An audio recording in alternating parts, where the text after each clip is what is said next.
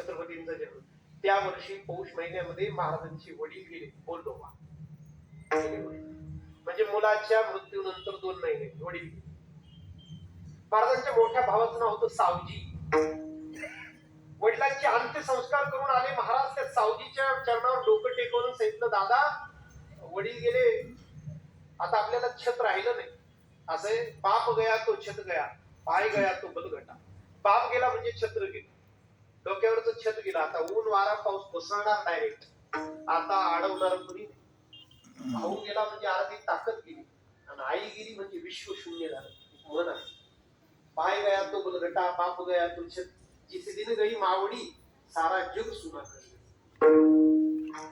तुकाराम महाराज अंत्यसंस्कार करून आले. मोठ्या भावाच्या चरणावर डोकं टेकवलं, सांगितलं, दादा मी सगळं करेन, मी दुकान चालवेन, मी शेती करेन, मी नाव लौकिक तसाच मी वारी करेन, फक्त तुझं छत्र राहू दे.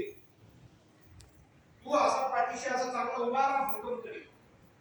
मोठ्या भावाने बिलकुल तुकाराम महाराजांना वचन नाही दिले. नाही, कारण त्याला जायचं, तो विरक्त, तो निवृत्ती मार्गीच होता.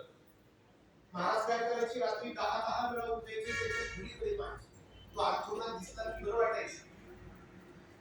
एकच महिन्याची त्या सावजीची पत्नी वारली. महाराजांची भीती अजून वाढली, कारण आता त्याला थांबायला काही कारणच राहिलं. एक रात्री महाराज उठले, 3-3:30 पहाटचे झाले असतील. त्याच्या अंथरुणाकडे पाहिलं, तो अंथरुणात नव्हता. मोठा भीतीचा गोळा.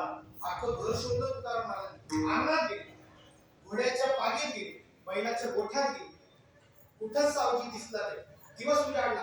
महाराजांनी घोड्यावर बसून सगळे नातेवाईकांची घरं पालत घातली, पण सावजी भेटला नाही. संध्याकाळ झाली. महाराज परत येऊन घराच्या अंगणामध्ये बसले. आपल्या मांडीवर डोकं टेकून खूप रडले, कारण हा बाप गेला, वडील गेले, बहिणी पण गेली, आणि आता भाऊ पण विरक्त निघून गेला. 1630 साली भाऊ गेल्यानंतर पुढच्या महिन्यात तुकाराम महाराजांची मोठी पत्नी वारली. तिच्या आजारी असेल. दुष्काळे आटीला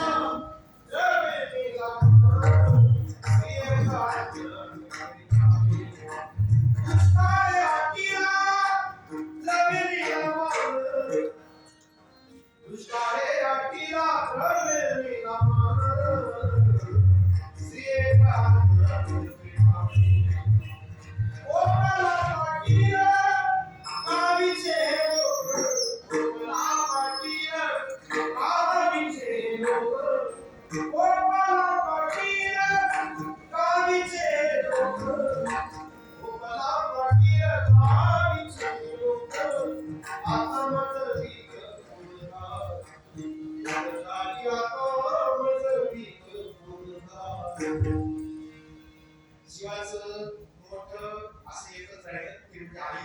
परत काय अशा महाराजांना आईची आई